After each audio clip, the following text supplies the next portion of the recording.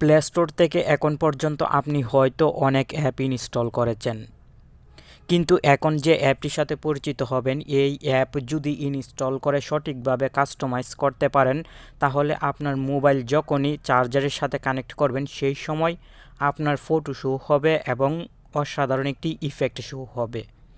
আপনার বন্ধুরা যদি কখনো দেখে তাহলে তারা অবাক হয়ে যাবে, আর আপনার কাছেও অনেক ভালো লাগবে মোবাইল চার্জারের সাথে কানেক্ট করার সময়।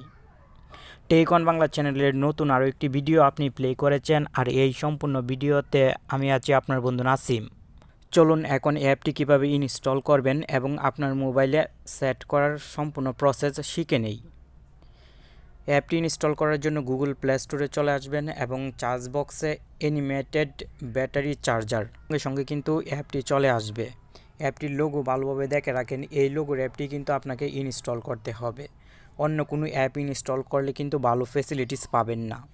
অ্যাপটি ইনস্টল হওয়ার পর ওপেন বাটনে ক্লিক করবেন। ওপেন বাটনে ক্লিক করার পর নিচের দিকে নেক্সট একটি লেখা দেখতে পাবেন, আপনি এই নেক্সটে ক্লিক করবেন। নিচের দিকে এখন লক্ষ্য করলে স্টার্ট লেখা দেখতে পাবেন, আপনি এই স্টার্ট লেখাতে ক্লিক করবেন এবং এনেবল অ্যানিমেশন এই সেটিংসে ক্লিক করবেন। সঙ্গে সঙ্গে কিন্তু আপনার মোবাইলে এই অ্যাপটি রানিং হয়ে যাবে।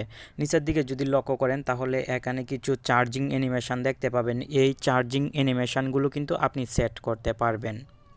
তবে আমি আপনাকে দেখিয়ে দিব কিভাবে আপনার ফটোর চার্জিং অ্যানিমেশন হিসেবে সেট করবেন। এই জন্য আপনি চুজ ফ্রম গ্যালারিতে ক্লিক করবেন এবং চুজ ফ্রম গ্যালারি এই অপশনে ক্লিক করবেন।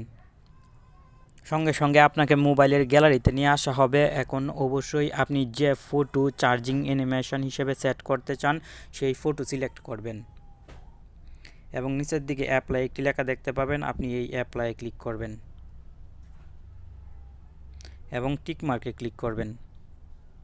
সঙ্গে সঙ্গে প্লিজ সিলেক্ট টাইম লেখা শো হবে, আপনি প্লিজ সিলেক্ট টাইমে ক্লিক করে এখান থেকে টাইম সিলেক্ট করে দিবেন।